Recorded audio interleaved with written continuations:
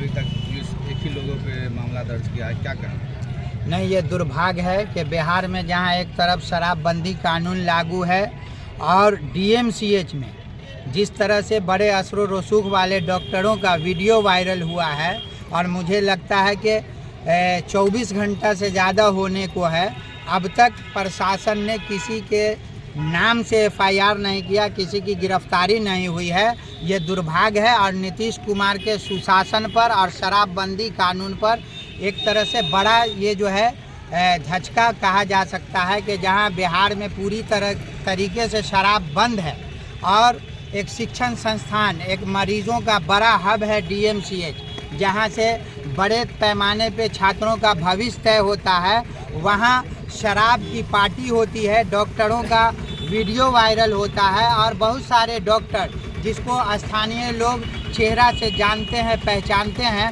वैसे लोगों पर अब तक कार्रवाई नहीं हुई। प्रशासन आखिर किसके दबाव में काम कर रही है, ये दरभंगा की जनता, बिहार की जनता जानना चाहती है कि यही कानून, यही पुलिस प्रशासन जब एक गरीब बेसहारा लोगों को झूठे मुकदमा में जेल में डालती है, उस वक्त इनका कानून रहता है, लेकिन जहां असर रसूख वाले दारू की पार्टी करते हैं वहां इनका कानून कहां चला जाता है। कौन है ये रसूखदार डॉक्टर?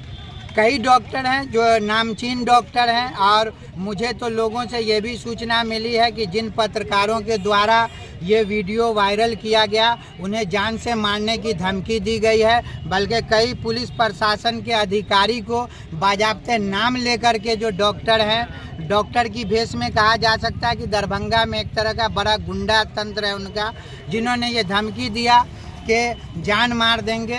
मैं तो सबसे पहले प्रशासन से कहता हूं कि जब देश का चौथा स्तंभ पत्रकार ही सुरक्षित नहीं होगा तो फिर देश की जनता कैसे सुरक्षित होगी। सबसे गंभीर सवाल है कि आखिर इस डॉक्टर को, इस माफिया को इतनी हिम्मत कहां से आती है कि वो पत्रकार को धमकी देते हैं और प्रशासन के सहयोग से धमकी देते हैं।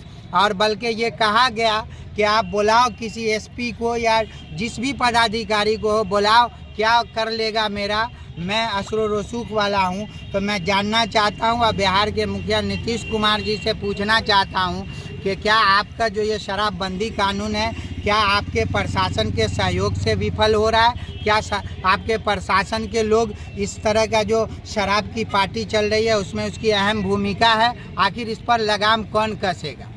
3 बोतल इंग्लिश शराब गेस्ट हाउस से भी रिकवरी हुआ है रात में।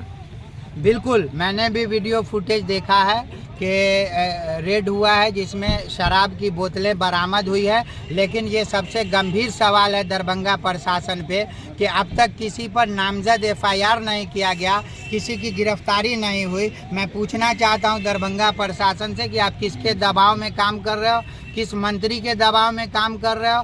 सरकार को आखिर बदनाम करने की मंशा ये आखिर किसके इशारे पे काम कर रहे हैं? क्या सर, सरकार से आप मांग करेंगे कि जिस भवन से शराब बरामद हुई उसकी सील हो? निश्चित रूप से ये मांग क्या करेंगे, अब तक उसको सील करना चाहिए था और जो उस डीएमसीएच के प्राचार्य हैं या अधीक्षक हैं उस पर अविलंब कार्रवाई होनी चाहिए, गिरफ्तारी होनी चाहिए। आप सिर्फ रिक्शा वाले गरीब मजदूर जो है उनको आप झूठे शराबबंदी कानून में जेल में डालते हो, जेलों में कैदियों की तादाद बढ़ाते हो और ये असर रसूख वाले को जेल में क्यों नहीं डालते हो? ये दोहरा चरित्र, दोहरा कानून ये राज्य में निश्चित रूप से सरकार पर सवालिया निशान है। सर, पिछली बार 95 कार्टून शराब जीएमसीएच कैंपस से पकड़ाया था, लेकिन किसी पे कानूनी कार्रवाई नहीं हुई। इस बार भी क्या कुछ लग रहा है इसी तरह होगा? बिल्कुल, जिस तरह से अभी प्रशासन कार्रवाई कर रही है इसमें तो ये सवाल उठ ही रहा है कि 24 घंटा बीत गया और अब तक किसी पर नामजद एफआईआर नहीं हुआ। वीडियो फुटेज में कई डॉक्टरों का चेहरा साफ साफ है।